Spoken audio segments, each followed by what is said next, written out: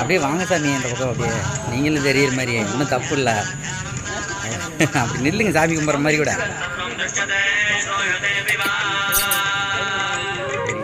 நடக்கிறா இப்ப